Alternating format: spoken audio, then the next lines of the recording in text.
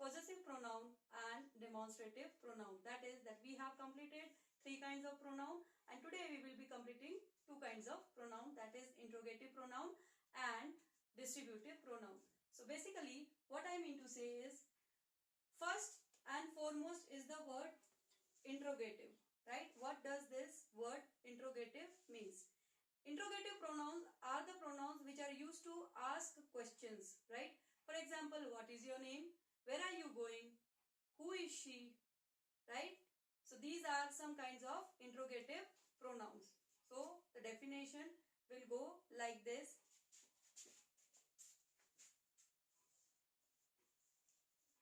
Interrogative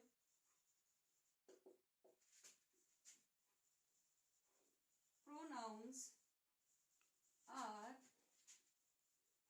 used to ask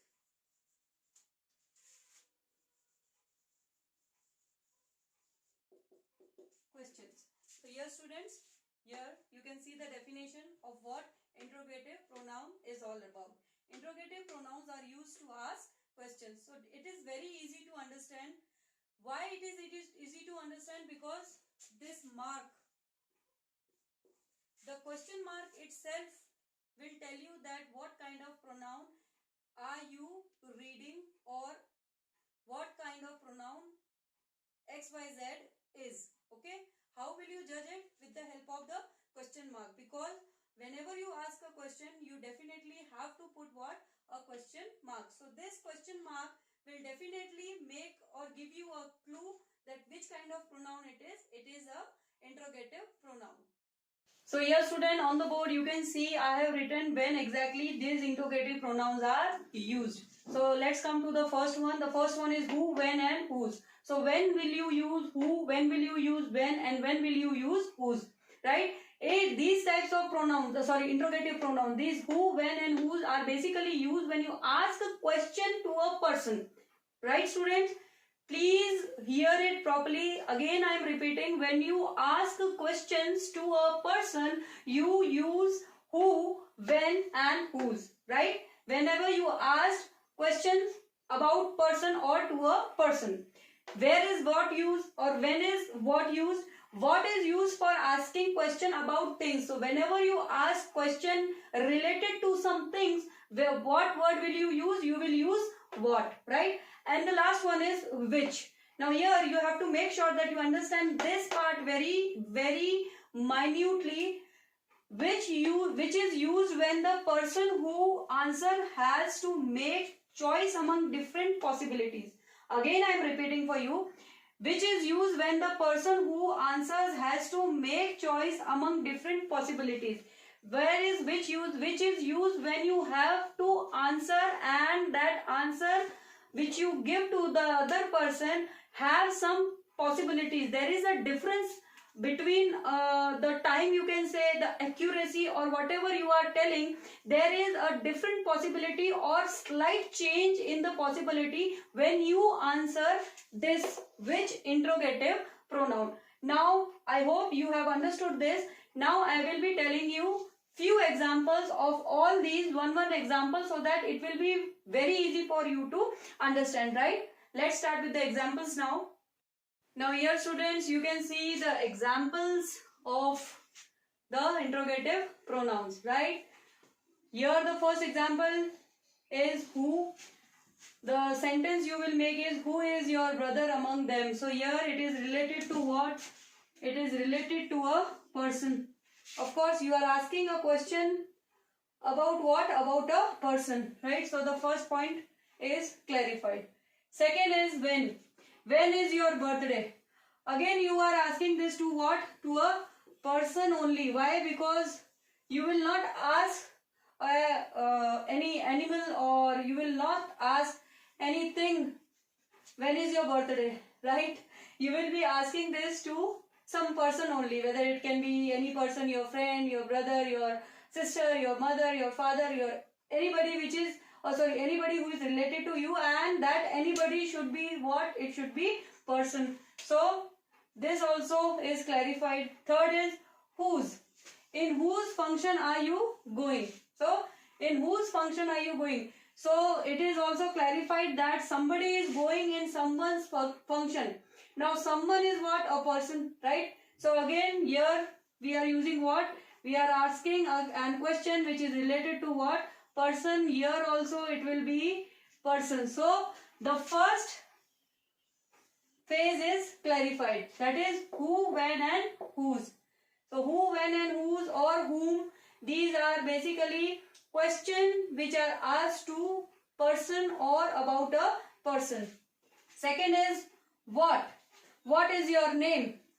Which is your favorite color? And whom. Now what is your name is what? Name is a person of, name is a noun, of course.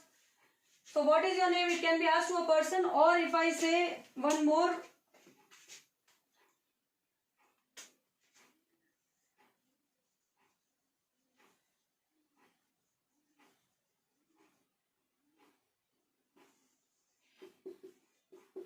what is your opinion? Now this is what a thing. So what is asked whenever you ask something which is related to a thing, right? So this is also clarified. Which is your favorite color? Now students, this is the third one. This is the third one. And the definition or the explanation previously which I gave you for this was which is basically used when the person who answers have what? Have some possibilities, right? So here somebody is asking to someone that which is your favorite color. Now here there is a possibility. It cannot be whatever he or she is thinking shall be reliable or accurate only. It can be blue, it can be pink, it can be yellow, or it can be red. Whatever he or she is liking. So here the answer which he or she will give will definitely have what? Will definitely have possibility, right? And the last one, I did not explain you this, but now I am explaining you this. Whom. This is also asked where it is asked. It is asked when you have a question or when you put a question about a person, right? So this also falls in the category of who, when, whose only. That is, you will add whom here, right? So who, when, whose, whom are the questions which are asked when you ask about some person, okay? For example, whom do you want to meet? Whom do you want to meet? Of course, somebody have come to meet someone. That somebody and that someone is what?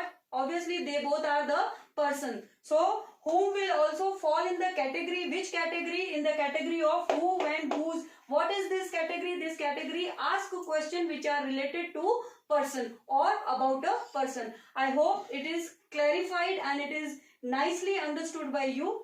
Well, I think that you have observed the thing which is very important here in the interrogative pronoun, and that is a question mark. So whenever you ask a question, it will end with what? A question mark. So you have to end an statement by giving a question mark. Then only it will become what? An interrogative pronoun. So student, I hope the concept of interrogative pronoun is understood by you. Now I will be explaining you distributive pronouns. So without wasting any time, let's go with distributive pronouns. So yes students, you can see distributive pronouns. So without wasting any time, let's start with distributive pronouns. So here you can see what new word is, right? Or many of you know what exactly distributive pronoun is, but let us start with the basic thing. The basic thing which is the word which made this formation distributive. So this word came from the word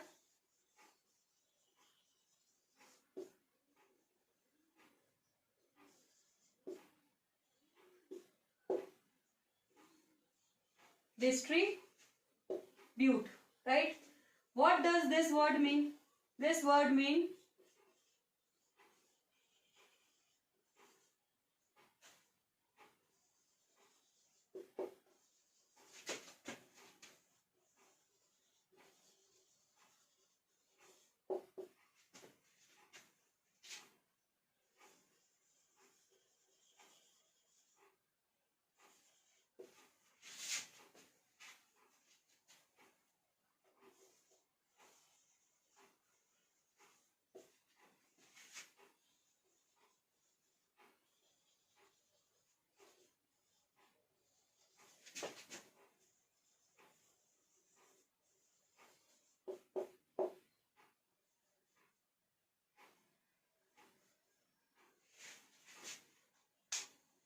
here.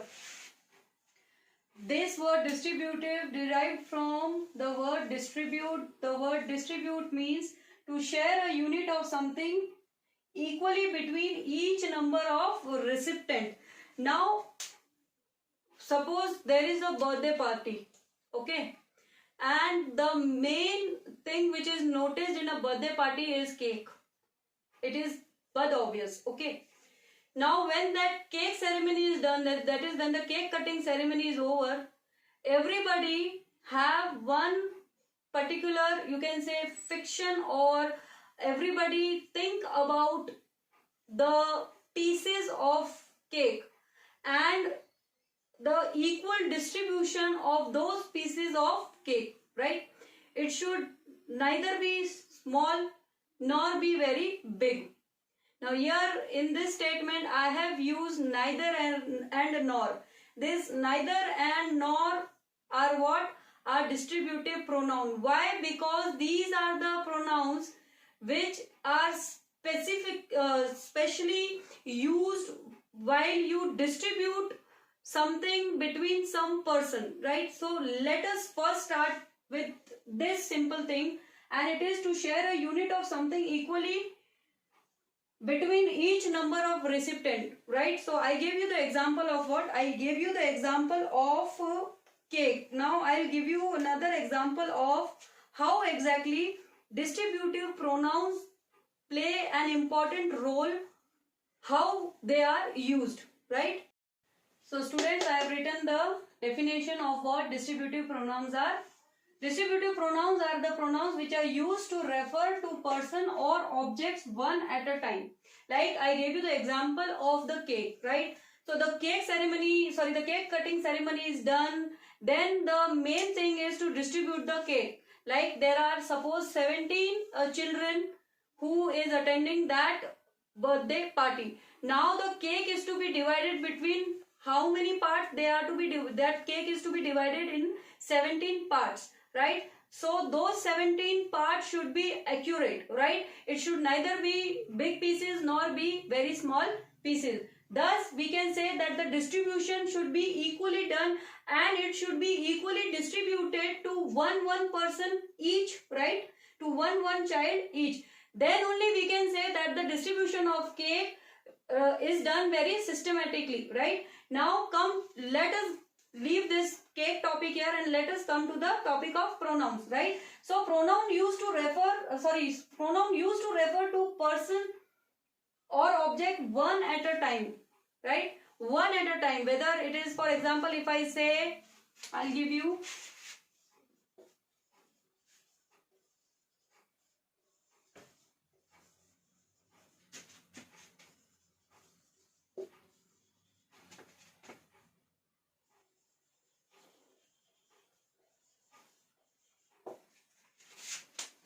read this.